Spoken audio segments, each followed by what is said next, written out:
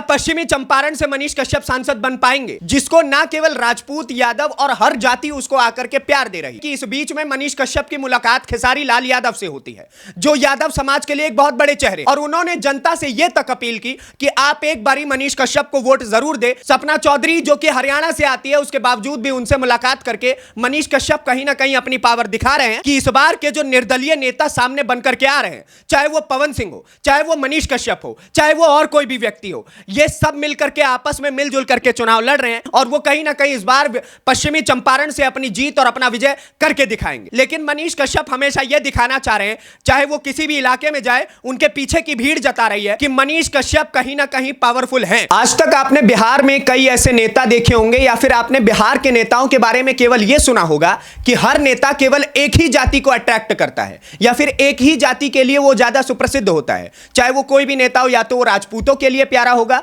या वो यादवों के लिए प्यारा होगा, या फिर वो ब्राह्मणों के लिए प्यारा होगा और भूमिहारों के लिए प्यारा होगा।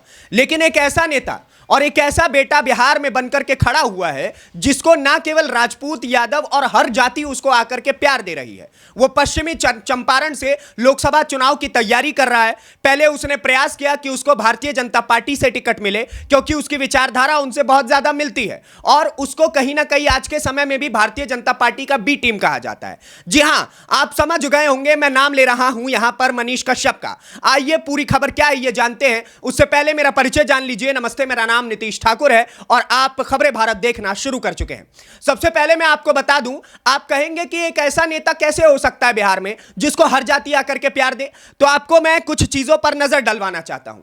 आप सबसे पहले देखिए कि इस बीच में मनीष कश्यप की मुलाकात खेसारी लाल यादव से होती है, जो यादव समाज के लिए एक बहुत बड़े चेहरे हैं, और उनको खेसारी लाल यादव आकर के उनके सामने यह कहते हैं कि मनीष, आप बहुत अच्छा काम कर रहे हैं, आप मेरे बड़े भाई हैं और मैं आपके लिए किसी भी हद तक जाना चाहता हूं। और उन्होंने जनता से यह तक अपील की कि आप एक बारी मनीष कश्यप को वोट जरूर दे, ताकि इनकी आवाज जो है वो ना केवल सड़कों तक गूंजे बल्कि वो संसद भवन तक गूंजे और बिहार का विकास हो।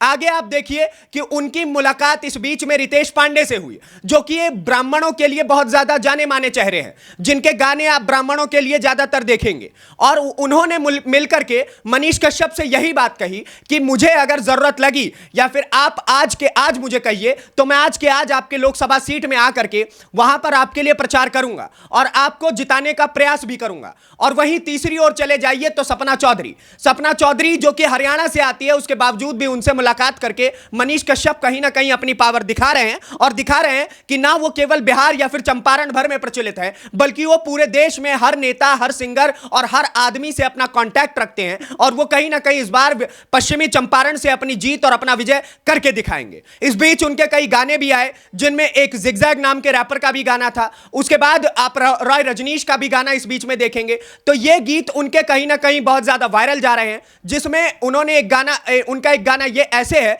कि नेता नहीं हमके बेटा चाहिए।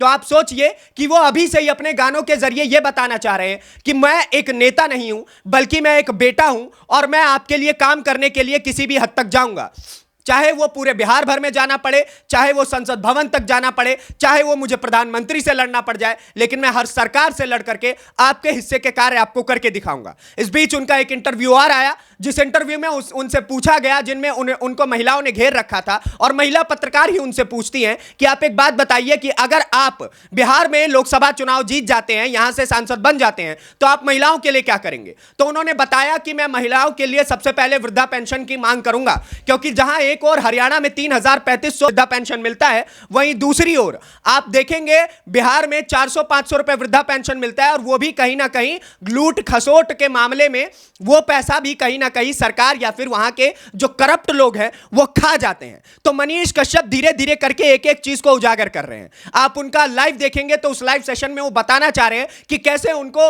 प्रशासन के द्वारा दबाने का प्रयास किया जा रहा है, या फिर विपक्षी नेताओं के द्वारा दबाने का प्रयास किया जा रहा है, या फिर अन्य लोगों के द्वारा दबाने का प्रयास किया जा रहा है। लेकिन मनीष कश्यप हमेशा यह दिखाना चाह रहे हैं, चाहे वो किसी भी इलाके में जाए, उनके पीछे की भीड़ जता रही है, उनके पीछे की जनता बता रही है, उनके व्यूज काउंट्स बता रहे हैं कि मनीष कश्यप कहीं ना कहीं पावरफुल हैं।